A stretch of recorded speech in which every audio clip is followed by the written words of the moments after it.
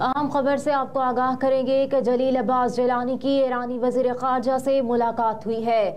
دو طرفہ تعلقات پر تبادلہ خیال کیا گیا ہے۔ جلیل عباس جیلانی کی ایرانی وزیر خارجہ سے اہم ملاقات ہوئی ہے، جس میں دو طرفہ تعلقات پر تبادلہ خیال کیا گیا ہے۔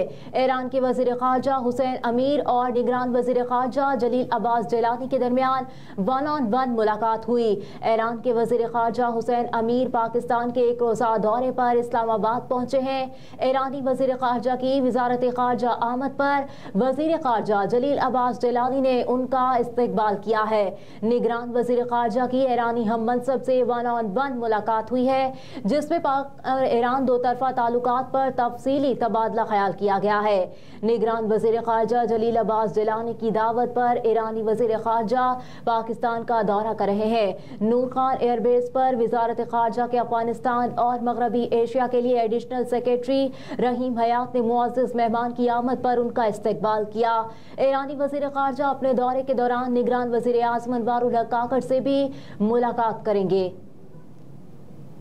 ایرانی وزیر خارجہ حسین امیر کا کہنا ہے کہ پاک ایران سرحد پر تیسرا ملک دہشت گردوں کو سہولت فراہم کر رہا ہے۔ پاکستان اور ایران نے امن اور خوشحالی کے مقاصد کے حصول کے لیے باہمی احترام اور مشترکہ چیلنجوں سے نمٹنے کے لیے اجتماعی نقطہ نظر کی بنیاد پر کام کرنے پر اتفاق کیا ہے۔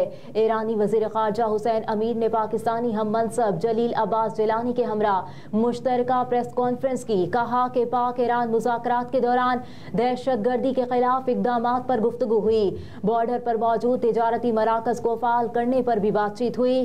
کہا کہ پاکستان کے ساتھ اہم برادرانہ تعمیری اور مضبوط تعلقات ہیں۔ پاکستان سے جغرافیائی تعلقات بھی اہمیت کے حامل ہیں۔ پاکستان کی سیکورٹی ہمارے لیے مقدم ہے۔ ایران اور پاکستان کے عوام کو ایک ہی قوم سمجھتے ہیں۔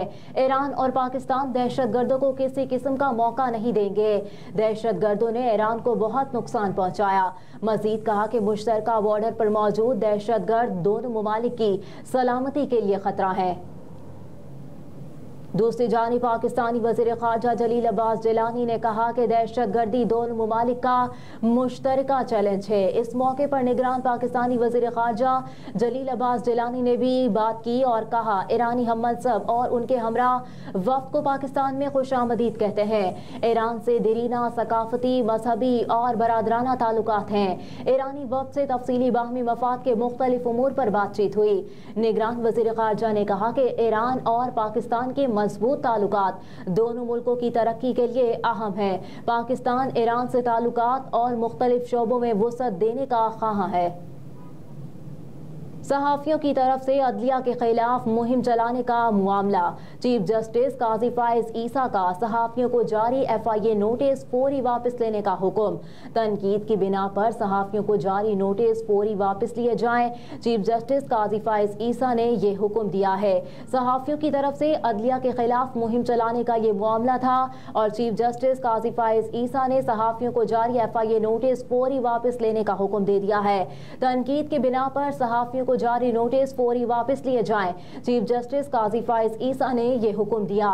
ریمارکس دیے کہ فیصلوں پر تنقید کو خوش آمدید کہتا ہوں، تنقید روکنے کے سخت خلاف ہوں۔ چیف جسٹس قاضی فائز عیسیٰ کی جانب سے یہ ریمارکس دیے گئے۔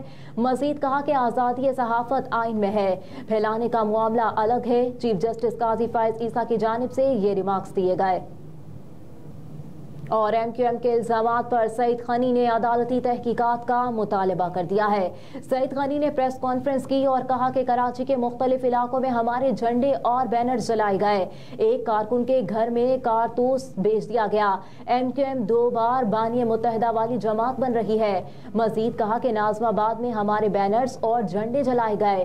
واقعے میں پیپلز پارٹی کے 3 کارکنان زخمی ہوئے۔ گزشتہ کئی روز سے پیپلز پارٹی کے دفاتر پر حملے ہو رہے تھے۔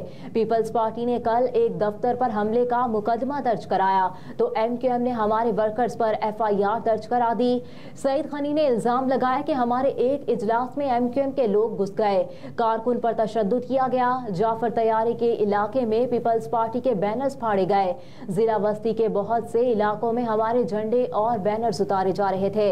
کہا کہ کل وسطی میں پیپلز پارٹی نے اچھا جلسہ کیا، اس کے بعد افسوسناک واقعہ پیش آیا۔ ایک ویڈیو MQM کی خاتون نے سوشل میڈیا پر ڈالی جس میں پیپلز پارٹی کی گاڑیوں کو فائرنگ کی جا رہی تھی۔